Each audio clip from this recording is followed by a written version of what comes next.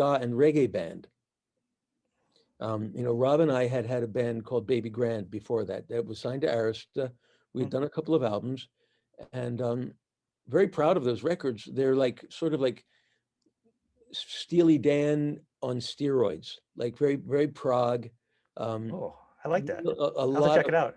yeah, they're not available on any of the digital platforms. I think they're on YouTube. Awesome. We really played as though we were getting paid by the note. I mean, there's some, as a guitarist, technically that was some of my well, certainly flashiest work. I won't say my best work because Right. I still think that's yet to come. But we had done that, and that sort of reached the end of its time. We knew it was time to do something else, and that was right around the time that Madness and Our house and right. well, before Our House, our House was sort of their biggest pop Biggest hit hit commercial, right? commercial, but they were really in the beginning they were a real hardcore ska band. Like One Step Beyond was that Yep. their first album, and there was a band called the Specials and the Selector and the English Beat, and they were all British. There were no American bands doing that. And Rob had always been a big fan of reggae, and I was enough of a fan of it and knew enough about it to say, let's be the first American band to do that, but we'll really make it rock in a way that the British bands weren't. They were staying more true to the original ska thing. We turned the guitars up and made it. So we really were a ska reggae rock band. And we did great, in that genre for a few years. We built a huge audience in Philadelphia. Yeah. We did our first independent record in '83, and we sold 150,000 copies of it, which had an early version of All You Zombies.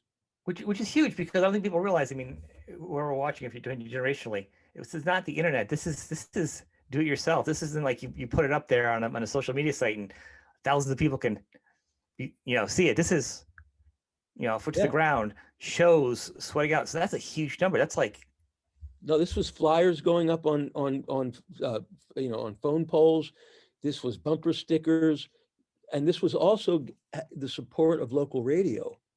WMMR in Philadelphia got behind us from the very beginning, and not just as a local band, but they had us in regular rotation with the Cars, with whoever else they were playing at the time, with Duran Duran. Yeah, that's great. Those are the times when a station would do that.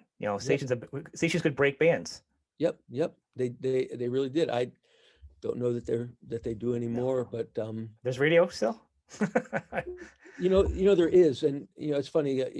I'm back in Philadelphia, which has WXPN, which is sort of the flagship station for the AAA format, the adult alternative format, which is the only format that really plays cool new music.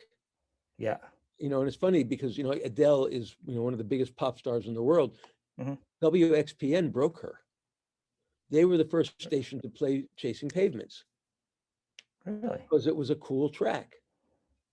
Same thing with Macy Gray, Seal. So there are still cool, relevant radio stations in the world, just not a lot of them. No.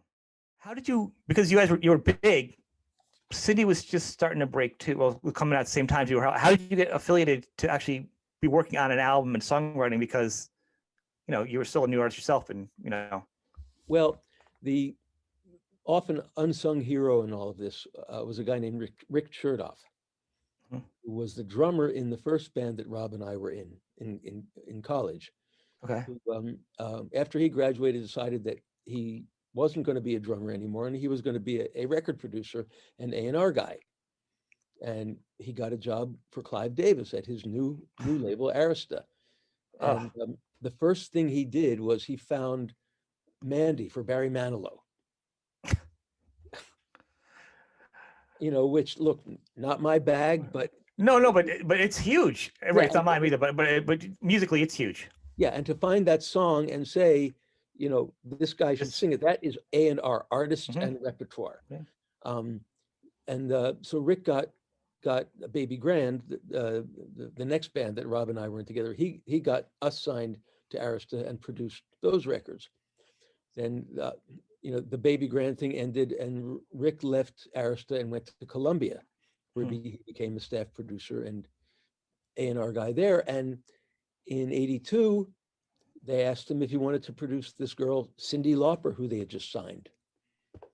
And he met her and thought, yeah, there's something here. And rather than doing a record with studio musicians, he thought it would be cool to bring me and Rob in as sort of the core band. Yeah. So we spent 6 months in Philadelphia, in our little garage workshop with a 4-track cassette recorder, with my Porta Studio, which I had just gotten, an 808 drum machine, a Oh, microphone, wow. and we demoed up all of these songs that he had brought in. Most of the songs on that record were songs that Rick found, like Girls Just Want to Have Fun, which was written by Robert Hazard, another Philadelphia artist. Rick had a hard on for that song and Cyndi. He knew that Cindy's voice singing that song was a hit. And the fact that she hated it didn't make it any easier.